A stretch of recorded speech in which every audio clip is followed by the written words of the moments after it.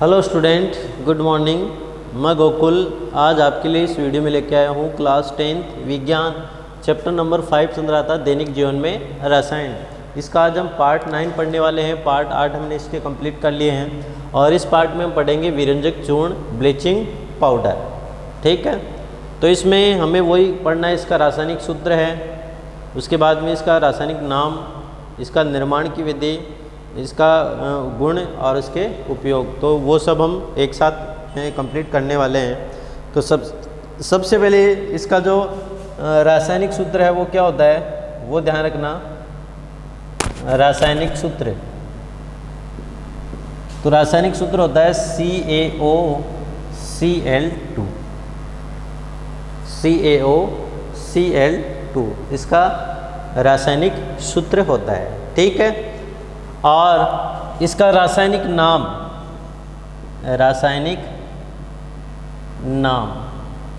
तो इसका रासायनिक नाम होता है कैल्शियम ऑक्सी क्लोराइड। क्या होता है? कैल्शियम ऑक्सी क्लोराइड, इसका रासायनिक नाम होता है। उसके बाद में इसका जो निर्माण की हम बात करें, NaCl के निर्माण की, तो NaCl का जो निर्माण होता है वो शुष्क बुझे हुए चूने पर क्लोरीन गैस प्रवाहित करके, शुष्क बुझे हुए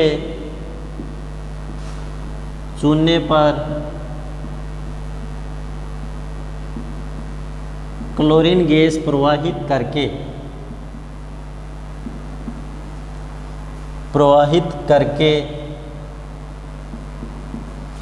विरंजक चूर्ण का निर्माण किया जाता है।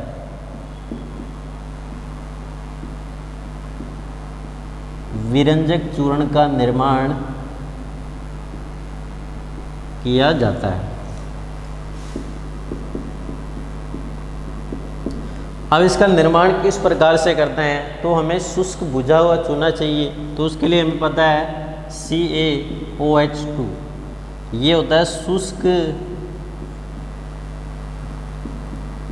बुझा हुआ चूना। इसका सामान्य नाम होता है शुष्क बुझा हुआ चूना, या हम इसका रासायनिक नाम की बात करें तो ये है कैल्शियम हाइड्रोक्साइड। ठीक है, और शुष्क बुझे चूने पर Cl2 गैस यानी क्लोरीन गैस प्रवाहित करते हैं, तो किसका निर्माण होता है? CaOCl2। ये है विरंजक चूर्ण। ठीक है, CaOH2 यानी शुष्क बुझे हुए चूने पर क्लोरीन गैस प्रवाहित करते हैं, तो विरंजक चूर्ण का निर्माण होता है। साथ ही हमें H2O प्राप्त होता है, जल प्राप्त होता है। तो ये रासायनिक अभिक्रिया है किसकी? विरंजक चूर्ण के निर्माण की। जब शुष्क बुझे चूने पर क्लोरीन गैस प्रवाहित करते हैं तो विरंजक चूर्ण का निर्माण होता है। तो ये आपको विरंजक चूर्ण के निर्माण की विधि आपको पता होनी चाहिए। उसके बाद में अगला हमारा पॉइंट होगा, वो हो गए इसके गुण धर्म। तो कौन कौन से गुण होते हैं उसके बारे में हम देखेंगे।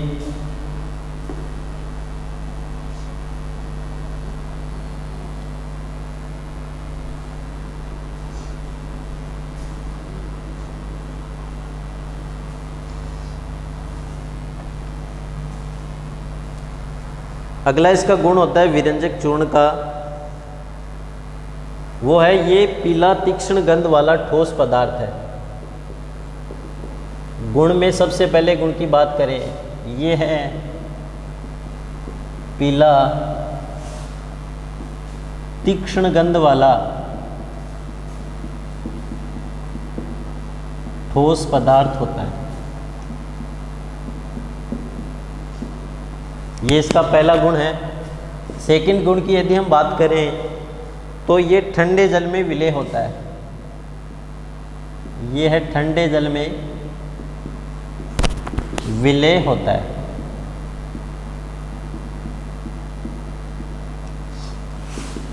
थर्ड, इसके गुण की बात करें तो तीसरा इसका जो गुण आता है वो आता है वायु में खुला रखने पर ये क्लोरीन गैस देता है। वायु में खुला रखने पर यह क्लोरीन गैस देता है। जब इसको वायु में खुला रखा जाता है तो उस स्थिति में ये कौन सी गैस देता है? क्लोरीन गैस देता है। ठीक है, और तनु अम्लों से क्रिया करके क्लोरीन गैस देता है। अगला है तनु अम्लों से क्रिया करके यह है क्लोरीन गैस उत्पन्न करता है। अब तनु अम्ल कौन से हैं? तो जैसे हम बात करते हैं HCl, ये एक हाइड्रोक्लोरिक अम्ल, और एक हम लेते हैं H2SO4। ये होने चाहिए तनु डाइल्यूट। ये क्रिया करता है CaOCl2, और जब तनु अम्लों से क्रिया करेगा तो उस स्थिति में जो उत्पाद बनता है वो लवण बनते हैं। तो लवण कौन से बनेंगे? यहाँ पे CaCl2, calcium chloride. Calcium chloride और उसके साथ साथ जो क्लोरीन गैस निकलती है Cl2, और उत्पाद के रूप में बनता है H2O। तो तनु HCl में CaOCl2 के विकृत करते हैं तो कैल्शियम क्लोराइड एक लवण बनता है, क्लोरीन और जल का निर्माण होता है। ठीक है, तो ये आपको ध्यान रखना है, और ये अभिक्रिया हमारी अब संतुलित हो चुकी है। इसी प्रकार जब हम विरंजक चूर्ण की अभिक्रिया सल्फ्यूरिक अम्ल से करवाते हैं, विरंजक चूर्ण की अभिक्रिया सल्फ्यूरिक अम्ल से करवाते हैं तो कैल्शियम सल्फेट का निर्माण होता है, उसके साथ साथ क्लोरीन गैस निकलती है और जल का अणु बनता है। तो ये कौन सी अभिक्रिया है? जब विरंजक चूर्ण तनु अम्लों से अभिक्रिया करता है तो कौन सी गैस उत्पन्न करता है? क्लोरीन गैस उत्पन्न करता है। तो ये आपको इसमें बातें हैं वो ध्यान में रखनी है। अगला हमारा जो इसमें 5वां पॉइंट होगा, इम्पोर्टेंट है, जो परीक्षा की दृष्टि से और काफ़ी बार पूछा भी जाता है कि विरंजक चूर्ण से मुक्त हुई क्लोरीन गैस, ध्यान रखना ये जो क्लोरीन गैस है उसी की बात करेंगे। विरंजक चूर्ण से मुक्त हुई क्लोरीन गैस, जो विरंजक चूर्ण से मुक्त हुई क्लोरीन गैस जल से विक्रिया करके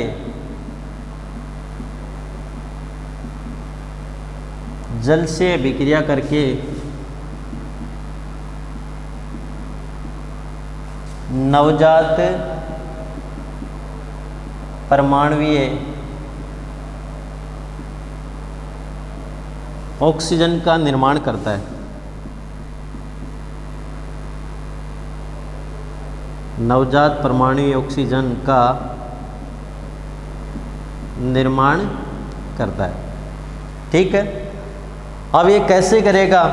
और ये जो नवजात परमाणुवीय ऑक्सीजन है ये है परमाणुवीय ऑक्सीजन। ऑक्सीजन विरंजन की क्रिया में भाग लेती है। विरंजन की क्रिया में भाग लेती है। कौन लेती है? ये नवजात परमाणु ऑक्सीजन जो बनती है वो विरंजक की क्रिया में भाग लेती है और एक ऑक्सीकारक की तरह कार्य करती है तथा ऑक्सीकारक की तरह कार्य करती है।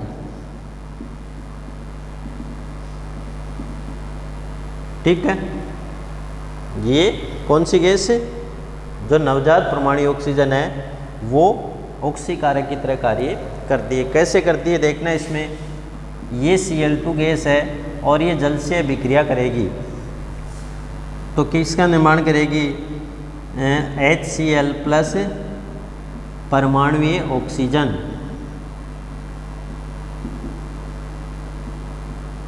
ठीक है, HCl तथा परमाणुीय ऑक्सीजन का निर्माण करती है।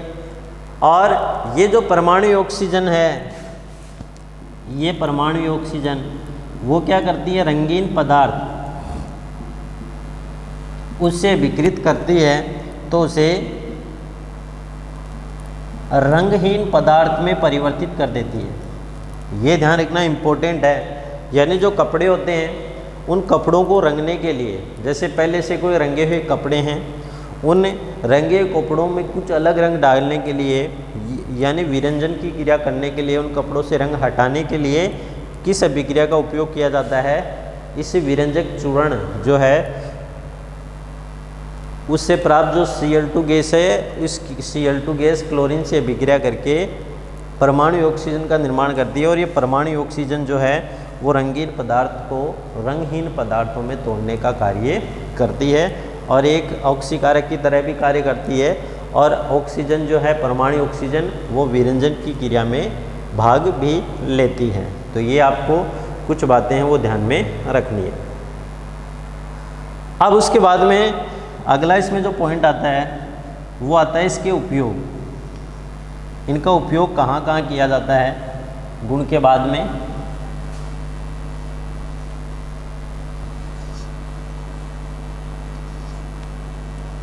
इस विरंजक चूर्ण का जो उपयोग है वो कहाँ किया जाता है उसके बारे में हम देखते हैं।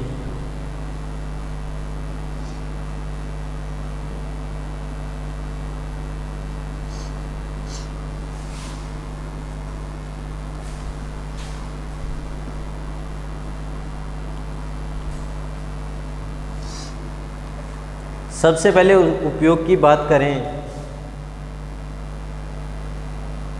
तो सबसे पहले इसका उपयोग होता है वस्त्र उद्योग में विरंजक के रूप में।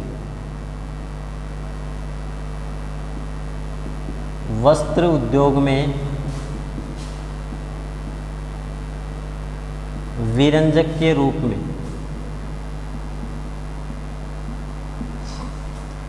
पहला इसका उपयोग है वस्त्र उद्योग में विरंजक के रूप में। सेकंड इसका उपयोग होता है कागज उद्योग में विरंजक के रूप में। कागज उद्योग में विरंजक के रूप में। तो कागज उद्योग में भी विरंजक के रूप में इसका उपयोग किया जाता है। थर्ड इसका उपयोग जो होता है वो होता है रोगाणुनाशक व ऑक्सीकारक के रूप में।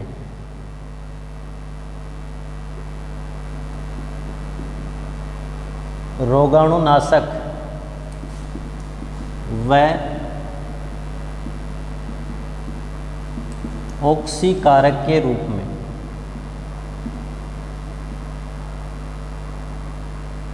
ठीक है।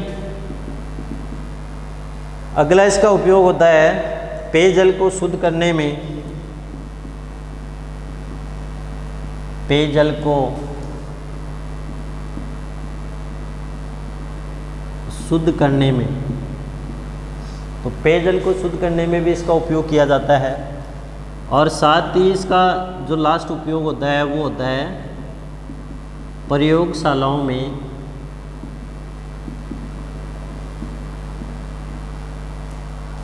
अभिकर्मक के रूप में। अभिकर्मक के रूप में, प्रयोगशालाओं में अभिकर्मक के रूप में भी इसका उपयोग किया जाता है। तो ये कुछ उपयोग हैं जिसमें वस्त्र उद्योग में विरंजक के रूप में इसका मुख्यतः उपयोग होता है। उसके साथ साथ कागज उद्योग में विरंजक के रूप में, रोगाणुनाशक व ऑक्सीकारक के रूप में, पेयजल को शुद्ध करने में और प्रयोगशालाओं में अभिकर्मक के रूप में इसका उपयोग किया जाता है। अब अगला हमारा जो पॉइंट आता है इसी में वो हम पढ़ेंगे बेकिंग सोडा। जो 4 नंबर का पॉइंट जो हम पढ़ने वाले हैं वो होगा बेकिंग सोडा।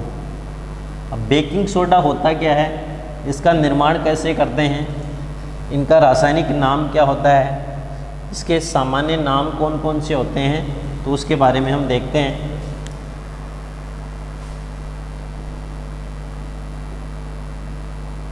बेकिंग सोडा, जिसको खाने का सोडा भी कहते हैं। अब इसमें आपको जो पढ़ना है वो सामान्य नाम इसका आपको ध्यान रखना है। इसको कौन सा सोडा बोलते हैं, खाने का सोडा। इसका जो रासायनिक सूत्र होता है वो होता है NaHCO3। क्या होता है, NaHCO3। फिर उसके बाद में इसका देखते हैं रासायनिक नाम। रासायनिक नाम तो क्या होता है, sodium by carbonate. Sodium by carbonate, या हम इसको लिख सकते हैं, इसका IUPAC नाम भी लिखा जाता है, तो हम लिख सकते हैं sodium hydrogen, sodium hydrogen carbonate. ठीक है, ये इनके क्या होते हैं, रासायनिक नाम होते हैं। उसके बाद में हम देखते हैं कि इस सोडे को खाद्य पदार्थों में मिलाते हैं, मिलाकर गर्म करने से CO2 गैस बुलबुलों के रूप में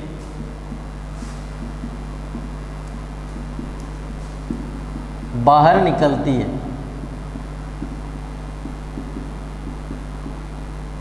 जिसके कारण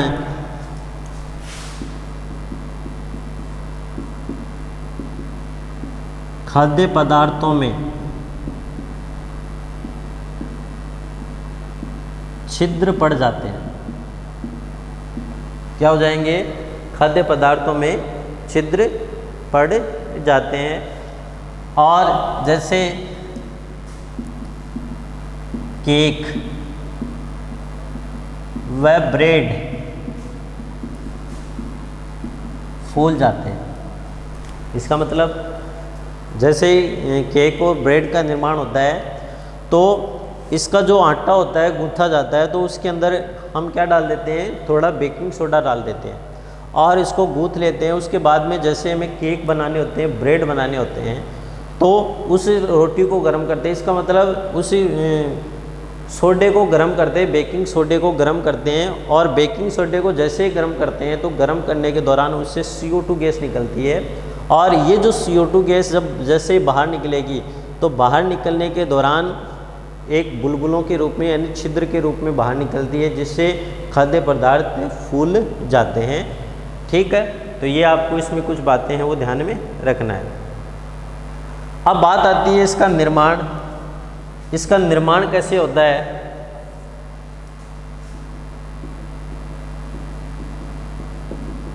निर्माण में आपको ध्यान में रखना है NaCl का उपयोग करके, सोडियम क्लोराइड का उपयोग करके बेकिंग सोडे का निर्माण किया जाता है। बेकिंग सोडे का निर्माण किया जाता है। ठीक है, कैसे करते हैं, NaCl का जलीय विलयन में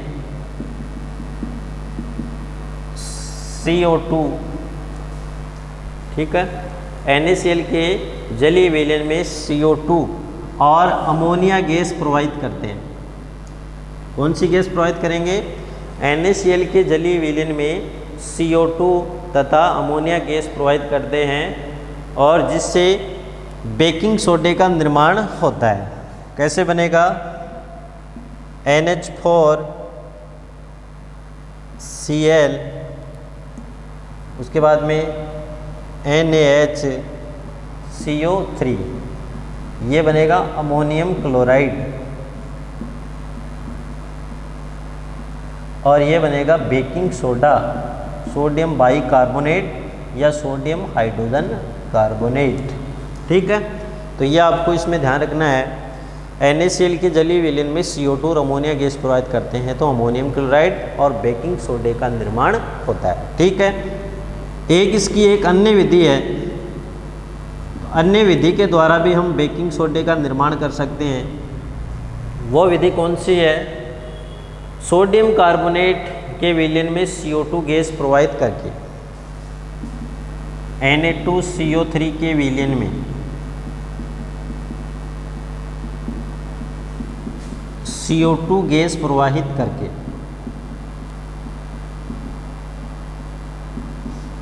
यानी सोडियम कार्बोनेट के विलयन में CO2 गैस प्रवाहित करके भी किसका निर्माण किया जाता है? बेकिंग सोडे का निर्माण किया जाता है। कैसे देखना, ये Na2CO3 सोडियम कार्बोनेट,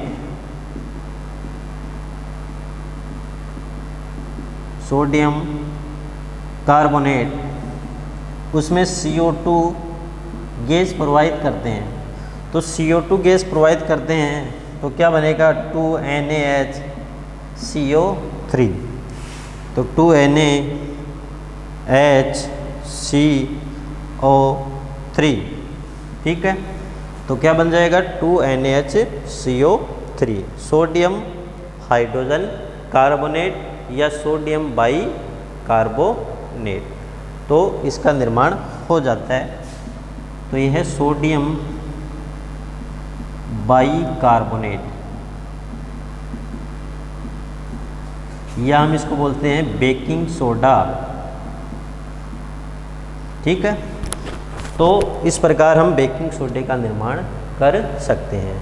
तो आपको ये चीज़ें हैं वो ध्यान में रखनी है। तो इस प्रकार जो है वो आज की इस वीडियो में हमने विरंजक चूर्ण, उसका रासायनिक नाम, उसका रासायनिक सूत्र, उसके निर्माण की विधि, साथ साथ इसके गुण और उपयोग पढ़े। और इसी के साथ हमने इस टॉपिक के अंदर बेकिंग सोडा, इसका रासायनिक नाम, किचन का सोडा जिसे बोलते हैं, रासायनिक सूत्र और इनके निर्माण की विधि को इस वीडियो के अंतर्गत पढ़ा। अगला हमारा जो टॉपिक होगा इसमें हम जो है वो बेकिंग सोडे के कौन कौन से गुण होते हैं और इनका उपयोग कहाँ होता है वो पढ़ेंगे, और एक अन्य यौगिक जो है उसके बारे में इस अगले वीडियो के अंतर्गत हम पढ़ने वाले हैं।